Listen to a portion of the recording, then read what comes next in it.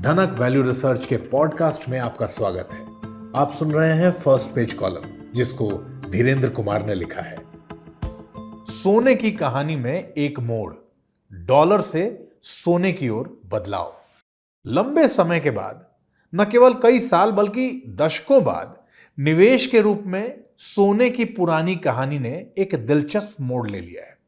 एक साल पहले एक अखबार के कॉलम में मैंने लिखा था, जैसा कि हम सभी जानते हैं कि 2022 की शुरुआत में संयुक्त राष्ट्र अमेरिका और उसके साथियों ने पश्चिमी बैंकों में जमा रूसी सेंट्रल बैंक की संपत्ति को जब्त करने का फैसला किया है।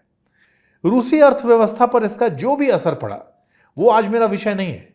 फिर भी इसने दुनिया में सभी को यह एहसास करा दिया कि अब पश्चिमी सरकारों द्वारा नियंत्रित बैंकों में डॉलर के रूप में राष्ट्रीय भंडार रखना जोखिम भरा था।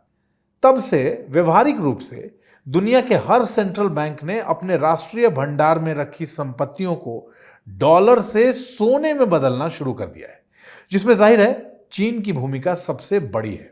निसंदेह ये बदलाव बहुत तेज नहीं हो सकता, क्योंकि इससे आपने जो होल्ड किया है उसकी वैल्यू ही खत्म हो जाएगी।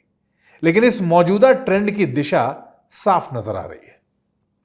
खैर, अब युद्ध शुरू हुए 2 साल से ऊपर हो गया है और अमेरिकियों ने रूस विरोधी प्रतिबंध और रूसी संपत्तियों को जब्त करना शुरू कर दिया है।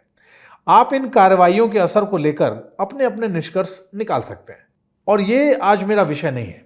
हालांकि जो लोग सोने में निवेश करते हैं उनके पास रूस और अमेरिका दोनों को धन्यवाद देने की वजह है। फरवरी 2022 से जब युद्ध शुरू हुआ, सोने की कीमतें रुपए में 45% और अमेरिकी डॉलर में करीब 40% बढ़ी हैं। सेंट्रल बैंक नियमित रूप से सोना खरीद रहे हैं, और वे जो कर रहे हैं वो लंबे समय तक चल सकता है। उनकी हरकतें पूरी तरह से समझ में आती हैं। वो वैल्यू का ऐसा भंडार चाहते हैं जिसे अमेरिकी सरकार अचानक बर्बाद न कर सके। भले ही सोना 20% गिर जाए, फिर भी ये 0 से बेहतर होगा, जिस पर पश्चिमी बैंकों में रखा रूस का पैसा आ गया है। तो हमारे अपने निवेश के लिए, आपके और मेरे लिए इसका क्या मायने है?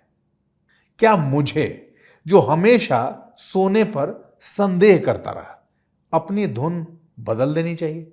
मेरा हमेशा से मानना रहा है, किसी वॉरेन बफे से कम नहीं, कि सोना एक पुरातन अवशेष है, एक गैर उत्पादक संपत्ति जो बेकार पड़ी रहती है, जबकि स्टॉक और बॉन्ड आमदनी पैदा करते हैं।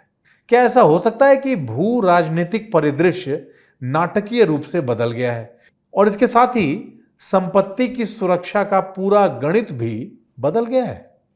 यह संभव है कि सोने की कीमतों में बढ़ोतरी केवल एक अस्थायी उछाल नहीं, बल्कि दुनिया के सरकारी भंडार को प्रबंधित करने के तरीके में एक बुनियादी बदलाव का प्रतिबिंब है, जिसका हम लोगों पर व्यापक असर पड़ सकता है। क्या अब समय आ गया कि हम अपनी रणनीतियों पर दोबारा विचार करें और सोचें कि सोने का विवेकपूर्ण बंटवारा इन अप्रत्याशित वैश्विक घटनाओं के असर से बचा सकता है? पुराने चुटकुले को दोहराते हुए कहूंगा, इन सवालों का जवाब है बिल्कुल।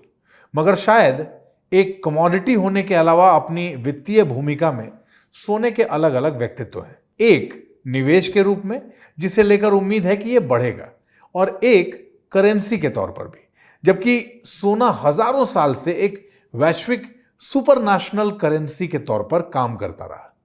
पर 20वीं सदी के दौरान इस भूमिका में गिरावट आई और अमेरिकी डॉलर ने इसकी जगह ले ली। अब जो भू राजनीतिक बदलाव शुरू हुआ है, उसके कारण एक तरह का उलटफेर हो सकता है। जहां तक इस बात का सवाल है कि किसी व्यक्ति को इसके बारे में क्या करना चाहिए, इसका अब कोई साफ स्पष्ट तर्क नहीं रह गया है कि निवेश के रूप में सोना बेकार है। सोने को अपने निवेश के एक हिस्से के तौर पर शामिल करके पोर्टफोलियो में डाइवर्सिटी लाने से आने वाले समय में फाइनेंशियल उथल पुथल के खिलाफ सेफ्टी नेट मिल सकता है। मौजूदा रुझानों को देखते हुए अपने निवेश का एक छोटा हिस्सा सोने में रखना, रिस्क को कम करने और वैल्यू के स्टोर के तौर पर इसकी क्षमता को भुनाने के लिए इसे दूसरे एसेट्स के साथ बैलेंस करना अक्लमंदी हो सकती है। बदलते वैश्विक माहौल ने सोने की प्रासंगिकता को दोबारा परिभाषित किया है, जिसकी वजह से ये अनिश्चित दुनिया में स्थिरता चाहने वाले आधुनिक निवेशकों के लिए एक सोचने लायक विषय बन गया है। मगर फिर ये पानी गहरा है और असल में किसी भी चीज का पहले से अनुमान नहीं लगाया जा सकता।